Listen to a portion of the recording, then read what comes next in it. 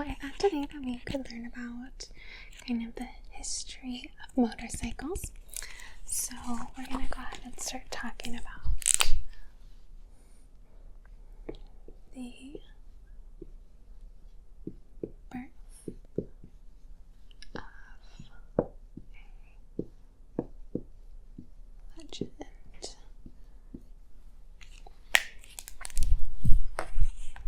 So the very first inventions that we might regard as motorcycles were more like today's mopeds. Bicycles were powered by very small engines, and it all started with the velocipede, a type of early bicycle popular in the 19th century that had its pedals attached to its front wheel axle. So in 1867, an American inventor named Sylvester Roper decided to attach a steam engine to a velocipede. After years of experimentation, he developed a version that could reach up to 40 miles per hour. Around the same time, two French inventors named Maybach and Perra developed a similar steam-powered velocipede prototype. And so I have a picture of those, kind of what you might expect to see what that looks like. So this was Sylvester's steam-propelled bicycle, so kind of what it looked like. That's actually a news article from the past. So tragically, Sylvester died of an apparent heart attack in 1896 while riding a steam velocipede. I'm sorry if I'm pronouncing it wrong. And neither Roper's design nor Maybach or Perra velocipede ever gained much popularity. Another several decades would pass before true motorcycles entered the market, but the seed of a great idea had been planted already. So we talked about kind of how they got started. Now we're going to talk about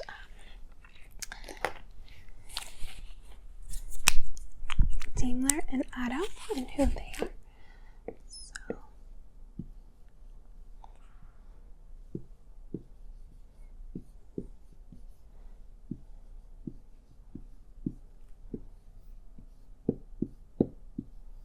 Daimler and Otto. So in 1885, the first bicycle-styled vehicle with a gasoline engine appeared on the scene courtesy of the three Germans, Gottlieb Daimler, Wilhelm Maybach, and Nicholas Otto. So Otto invented the four-stroke internal combustion engine in 1876. Then Daimler and Maybach set to work incorporating the new technology into a motorized cycle called the petroleum reeving that would debut in 1885. So the reeving wasn't much to look at and had a feature that made it quite distinct from today's motorcycles: twin outrigger training wheels. So this is a photograph of kind of what it looked like. As you can see the wheels here, the training wheels, and it kind of helped stabilize the bike and allowed it to turn. But the basic concept of a reeving, a motorized bike with a gasoline-powered internal combustion engine, was a revolutionary design that began blazing the trail for the modern motorcycle. So you can see here we've got the bike, and it looks more like a bike, and then it's got a little engine, and then the training wheels. So it's just supposed to be a more modernized bike. However, it was four-wheeled, not two-wheeled. That held the wagon designers' real interest, so they didn't want, the two extra wheels. They wanted a two-wheeled vehicle. So after proving that gasoline engines could be used to power personal vehicles, the inventors abandoned the reeving. So, however, by the turn of the 19th century, the motorized bicycle had captured the attention of enough inventors and industrialists that it would soon see widespread production.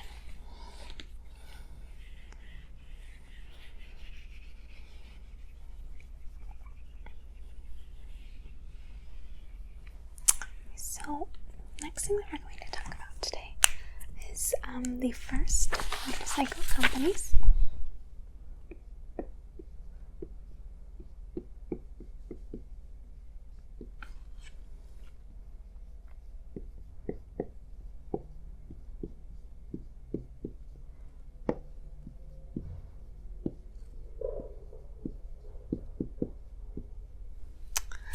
So, the forgotten firms such as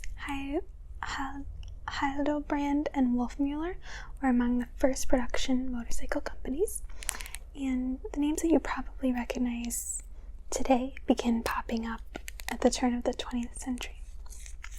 So, Royal Enfield began producing motorcycles in 1901, and Triumph and Indian started in 1902. So they came with the company that changed it all, Harley-Davidson. In 1903, William Harley, along with his partners, the brothers Arthur and Walter Davidson, launched Harley-Davidson out of a wooden shack in Milwaukee that served as their makeshift machine shop. After many failed prototypes and false starts, they hit upon a workable design in 1905 and began mass-producing early motorcycles that year. So in 1909, Harley-Davidson released the first V-twin motorcycle engine. This dual-cylinder engine was the game changer that allowed Harley to break the market wide open. The company got another boost from World War I, in which the U.S. government purchased tens of thousands of Harley-Davidson motorcycles for use on the front lines.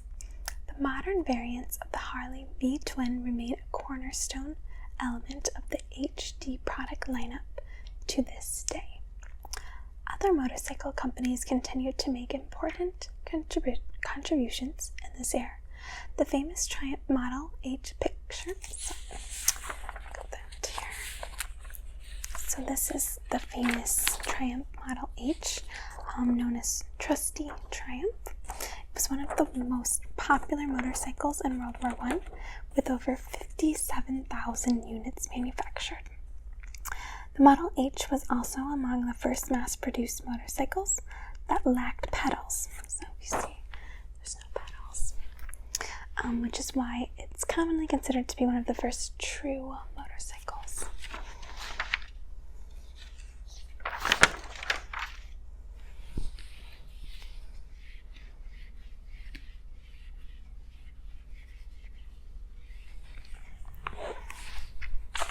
So next we're going to kind of start talking about the motorcycle culture and how that kind of started reveling up.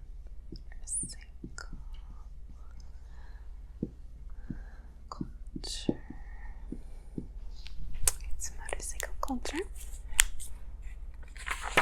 So as the nations of the world weathered two massive wars, manufacturers from all countries continued to produce large numbers of motorcycles. Models such as the Harley-Davidson WLA were again mass-produced for the Allied military effort in World War II. Many GIs coming home from the front began purchasing Harley civilian models, in that they were similar to the bikes they used in the war. In turn, many of these veterans formed motorcycle clubs that helped give their lives purpose and redirection, as well as a place to socialize and have fun. Around the same time, the rapidly expanding influence of cinema and the news media contributed to the development of the idea of the outlaw biker. So in 1947, biker rally in Hollister, California ended with a confrontation between bikers and police, and the media seized on rumors of chaos to create sensationalization reports of an anarchic all-out brawl. While hard facts about the incident are still difficult to come by, the outlaw image was further immortalized by Marlon Brando's iconic turn as the leader of the biker gang in 1954. So, the wild one. Amid the social upheavals of the late 1950s and 1960s, motorcycles became a symbol of countercultural, cool, and rebellion as biker culture continued to flourish across America. So the 1969 road film Easy Rider, starring Dennis Hopper and Peter Fonda, was another major milestone in development of what we now know as motorcycle culture.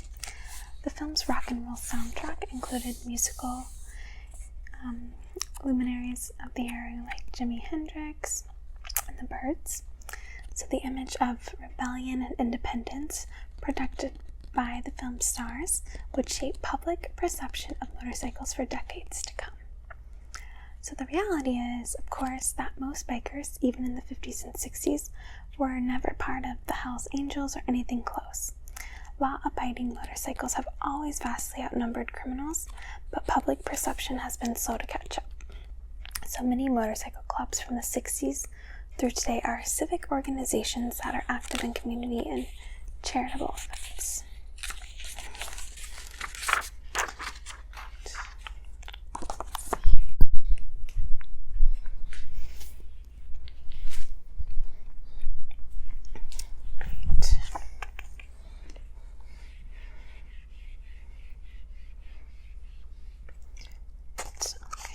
So,